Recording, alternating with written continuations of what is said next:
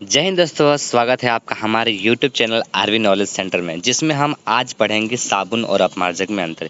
ये जो टॉपिक है आपका मोस्ट इम्पॉर्टेंट टॉपिक है, क्योंकि यहाँ से जो है एग्जाम में 100% सवाल पूछा जाता है कि साबुन और अपमार्जक में अंतर बताइए, या फिर साबुन से जो संरचना बनती है मिसेल मिसेल को समझाइए कि मिसेल कार्य किस तरह से करता है। मिसेल आपकी बुक में दिया हुआ है, उसको हम आज अच्छे से देखेंगे। या फिर साबुन जो है सफाई कैसे करता है। आज तक आपने देखा होगा कि साबुन का यूज़ हम साफ़ करते हैं, लेकिन वो केमिकली रिएक्शन कैसे होता है, साबुन कैसे काम करता है, वो हम इस वीडियो में आगे पढ़ेंगे। तो चलिए वीडियो को स्टार्ट करते हैं बिना देरी किए। और अगर आप हमारे चैनल पे नए हैं तो चैनल को सब्सक्राइब जरूर कर ले, ताकि मुझे और कॉन्फिडेंस आए, ताकि मैं ऐसे ही जो है नए वीडियोस आपके सामने ऐसे तरीके से कॉन्सेप्ट के साथ शेयर करता हूँ। तो आइए वीडियो स्टार्ट करते हैं। अपना टॉपिक है क्या, साबुन। अब जो ये आपके सामने इतना बड़ा जो ये कार्बन की श्रृंखला है ना, जैसे कि मैंने पिछले वीडियोस में पढ़ाया था कि कार्बन के अंदर क्या गुण होता है, श्रृंखलन का गुण होता है ना। तो कार्बन कार्बन से जुड़ जाता है और लंबी श्रृंखला बनाता है। तो इस तरीके से आपके सामने जो ये दिख रहा है ना, ये क्या है, साबुन का एक अणु है। क्या है, एक साबुन का एक अणु है। भाई अणु कैसे बनते हैं, बहुत सारे परमाणु मिलकर अणु बनते हैं ना, तो ये साबुन का एक अणु है। कुछ इस टाइप से आप देख सकते हो। देखो, साबुन दीर्घ श्रृंखला मतलब लंबी श्रृंखला वाले कार्बोक्सिलिक अम्ल। कार्बोक्सिलिक अम्ल क्या होते हैं, जो COOH जिसके वहां लगा वो कार्बोक्सिलिक अम्ल होते हैं। तो वो जो है वो आपको यहाँ दिख रहा है। देखो CO2 लिखा हुआ ना, CO2 का मतलब O दो बार है। ये कार्बन डाइऑक्साइड गैस नहीं है ना, इसको मैं और अलग तरीके से फिर से बताता हूँ। तो कार्बोक्सिलिक अम्ल के यहाँ पे कार्बोक्सिलिक अम्लों यहाँ पे क्या आएगा ना, कार्बोक्सिलिक अम्लों के सोडियम अथवा पोटेशियम लवण होते हैं। मतलब क्या हुआ, एक बहुत लंबी श्रृंखला है, उसके यहाँ पे एंड में जो क्या जुड़ा होगा, कार्बोक्सिलिक अम्ल। और उस कार्बोक्सिलिक अम्ल के पास में या तो सोडियम होगा या फिर पोटेशियम होगा, ये दो ही चीज़ होगी। अब आगे देखो, ये कितने हैं, टोटल 17 कार्बन होते हैं। ठीक है, 17 हो सकता है, कभी 15 भी होते हैं, लेकिन 17 इन जनरल मानते हैं। देखो इस टाइप से जो है ये भी क्या है, ये वही लिखा हुआ है जो साबुन है, ये उसी का फॉर्मूला है। देखो यहाँ पे तो सोडियम होगा या फिर पोटेशियम होगा। अब देखो जैसे मैंने कहा था, देखो ये सी, वहाँ पे क्या लिखा हुआ था, CO2 लिखा हुआ था ना। इस CO2 का मतलब C डबल बॉन्ड O और एक बॉन्ड के साथ ऑक्सीजन। और यहाँ पे जो है या तो सोडियम लगा होगा या फिर सेम ही डायग्राम होगा, इस जगह पे पोटेशियम लगा होगा। पोटेशियम को कैसे लगता है, ये वाला या फिर ये वाला। और जो ये आगे लिखा हुआ ये वही जो है, जैसे कि क्या फर्स्ट में CH3, फिर CH2 कितनी बार आएगा, N बार आएगा। देखो बीच में ना, फर्स्ट में क्या है CH3, फिर बीच में CH2 CH2 CH2 CH2, इस तरह से श्रृंखला बनी हुई है। ये उसी को शॉर्ट फॉर्म में लिखा हुआ है। और ये भी वही है, इसके यहाँ पे क्या है, पोटेशियम है, यहाँ पे सोडियम है। दोनों में से कोई एक ही हुआ ना, दोनों साथ में नहीं आएंगे। तो ये क्या होता है, साबुन ऐसे बनता है। ये साबुन के एक अणु है, ऐसे लाखों करोड़ों हजारों अणु मिल के क्या बनाएंगे, पूरा साबुन बनाएगा। साबुन के जो एक तरीके से बोल सकते हैं कि भाई ये फॉर्मूला होता है। ठीक है, अब आगे देखते हैं भाई इसको और कैसे बनाते हैं। इसको हम संकेत रूप पे ऐसे भी बनाते हैं, जो कार्बन की श्रृंखला है ना उसको ऐसे 1 2 3 4 5 6 7 8 9 10 11 12 13 14 15 16 और 17। तो जो यहाँ पे ये जो कोना वाला है ना, यहाँ पे हम मानते हैं कि कार्बन है और 17 होता है। और यहाँ पे इसको जो लास्ट वाला भाग होता है उसको सर्कल से बता देते हैं। तो ये क्या हुआ, एक कार्बन की लंबी श्रृंखला वाले क्या हुआ, साबुन का एक अणु है। इस तरह से बताते हैं, जो हमारा डायग्राम बना हुआ है ऐसे हम बार बार ना लिख के हम इसको डायरेक्ट बताते हैं।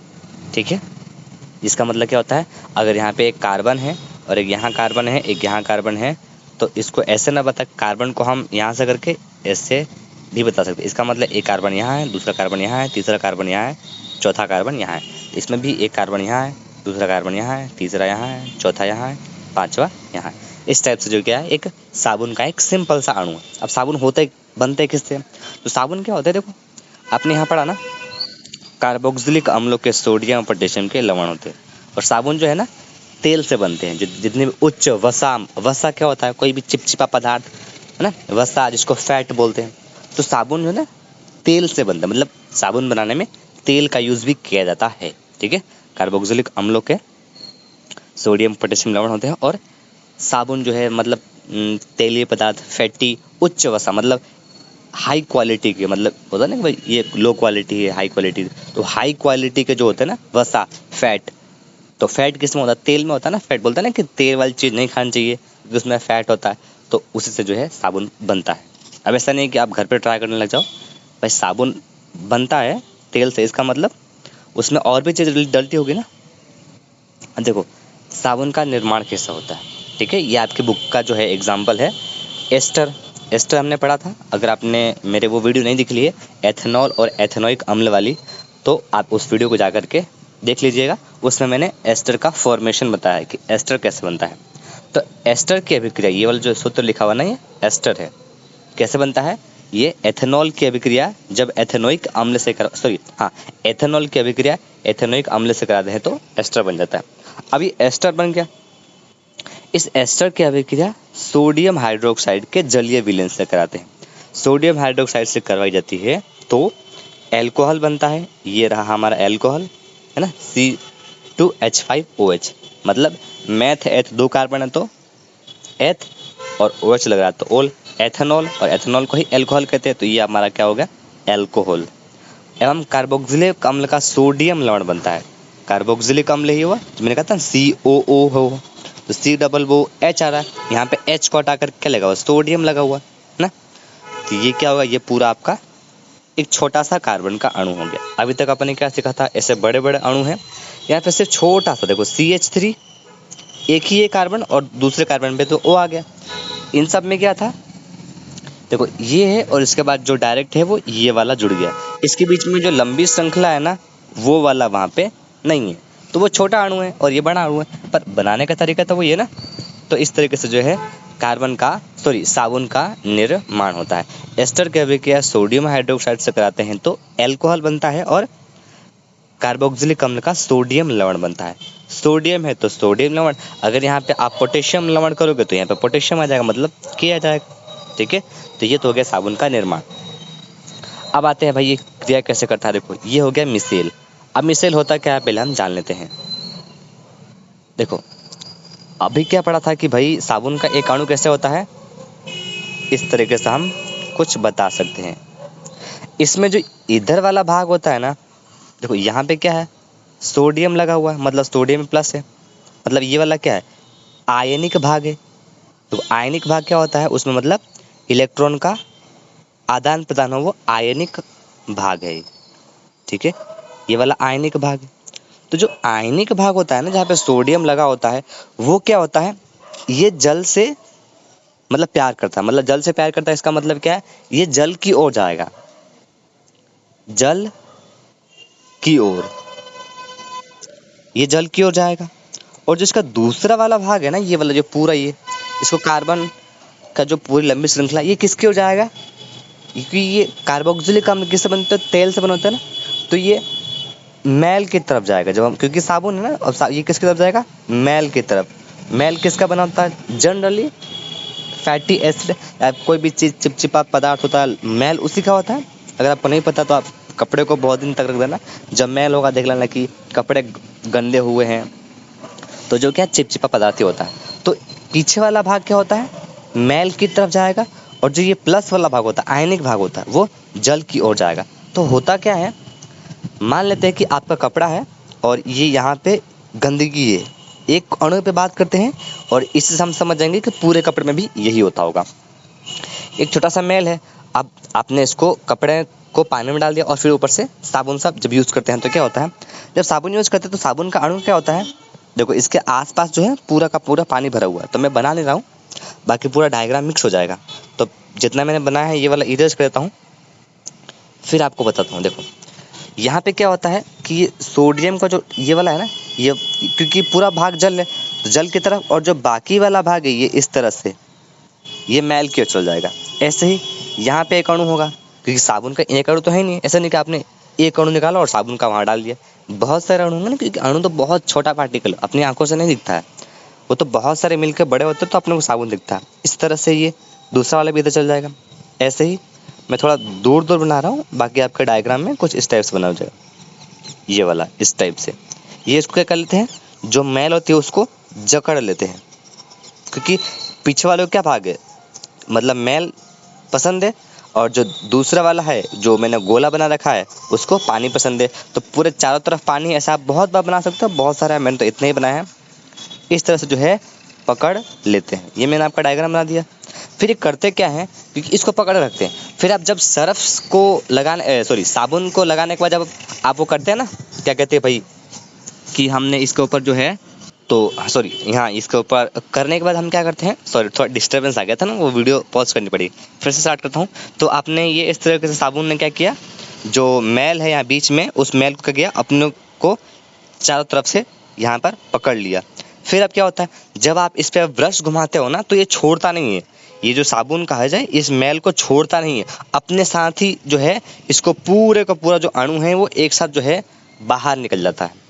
तो ये साबुन के जो जो ये है अणु वो भी बाहर निकल जाते हैं और उसको पकड़े हुए होते हैं मैल को, और मैल के साथ बाहर निकल जाते हैं।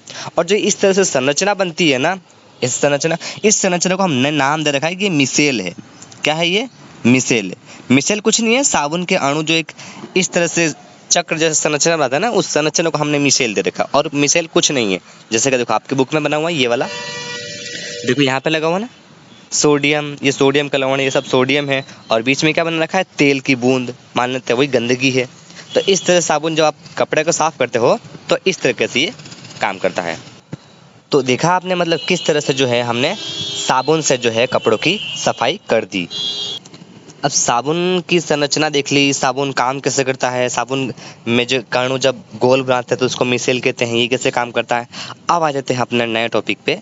भाई ये थोड़ा साबुन के बारे में है, अपन ने क्या क्या पढ़ा है। देखो साबुन दीर्घ श्रृंखला वाले कार्बोक्सिलिक अम्ल के सोडियम तथा पोटेशियम के लवण होते हैं, ये हमने देख लिया। अब देखो ये भी चीज़ काम आती है कि साबुन कठोर जल में उपस्थित कैल्शियम और मैग्नीशियम लवणों के साथ अभिक्रिया करता है।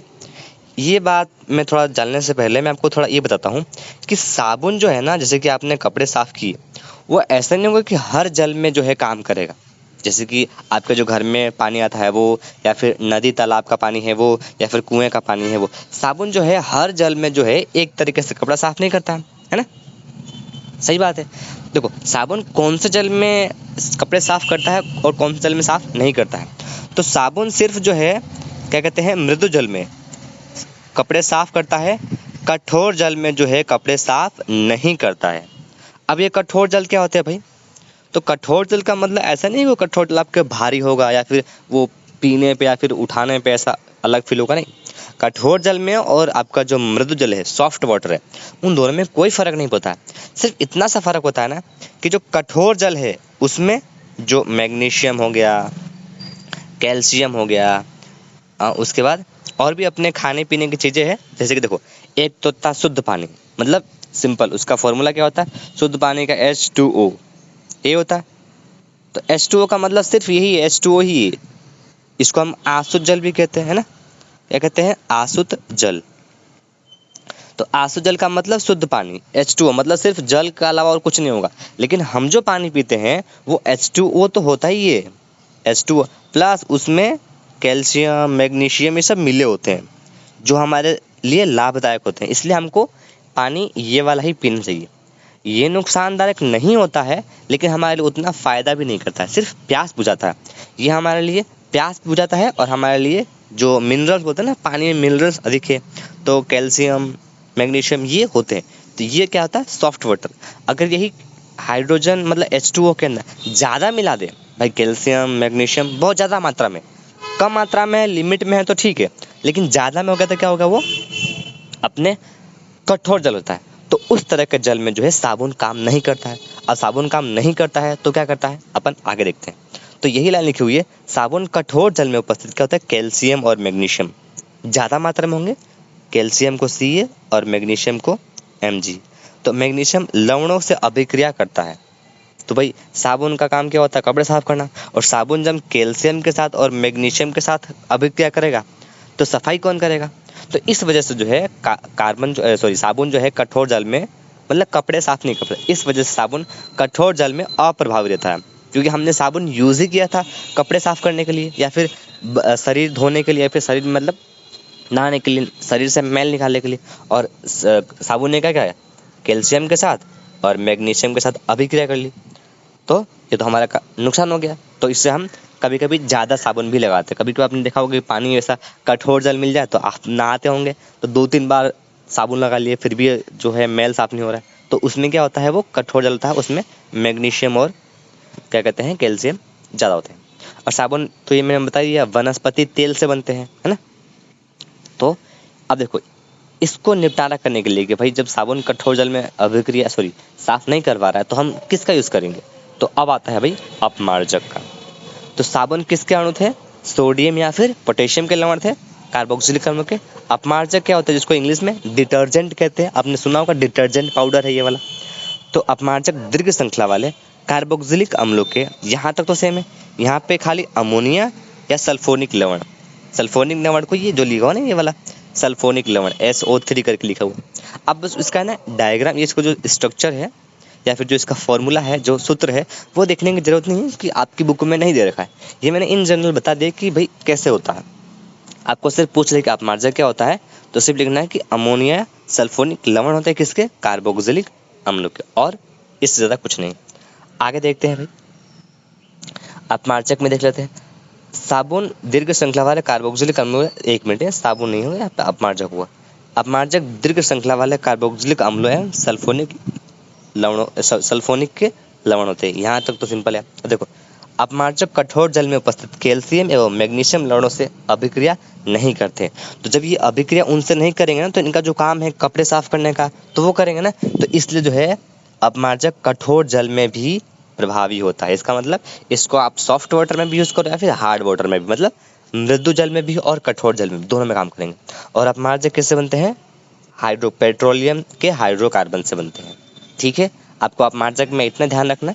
अब आते हैं भाई, अब इन दोनों में कभी कभी एग्जाम में डिफरेंस भी पूछ लेता है, तो आपको ये वैसे हमने पढ़ लिए हैं, फिर से एक बार वापस से यहाँ पे आप इसका अच्छे से देख लो। मैंने वीडियो को रोक दिया है, आप इसका जो है अच्छे से स्क्रीनशॉट लेके आप इसके नोट्स बना सकते हो, ताकि जो है आप एग्ज़ाम में जाओ तो आप इतना पढ़ के एग्ज़ाम में लिख के आ सकते हो। फिर से मैं आपको बोलना चाहूँगा कि इसमें जो मिसेल की संरचना है, जो ये वाली है, मिसेल कैसे बनता है, कार्य कैसे करता है, ये वाला इंपॉर्टेंट है। और साबुन जो है कैसे बनता है, एस्टरीकरण का निर्माण, ये इंपॉर्टेंट है। और थर्ड पॉइंट क्या है इसमें इंपॉर्टेंट, ये वाला साबुन और अपमार्जक में अंतर बताइए। तो आई होप आपको समझ में आया होगा कि साबुन और अपमार्जक में अंतर क्या है और ये किस तरह से जो है कार्य करते हैं। मिलेंगे नेक्स्ट वीडियो में, तब तक के लिए आप इस वीडियो को अच्छे से देखें। इस वीडियो को अगर चाहे तो आप नोट्स बना सकते हैं और अपने फ्रेंड के साथ भी शेयर कर सकते हैं, ताकि मुझे मोटिवेशन मिले, ताकि मैं ऐसे जो नए कॉन्सेप्ट है आपके साथ शेयर करता रहूं। अगर आप चैनल पर नए हैं तो फिर से मैं बोलना चाहूँगा, आप चैनल को सब्सक्राइब कर लें, ताकि आपको जो है नई वीडियो का जो नोटिफिकेशन है वो जैसे मैं अपलोड करूँ वैसे आप तक पहुँच जाएंगे। तब तक के लिए जय हिंद।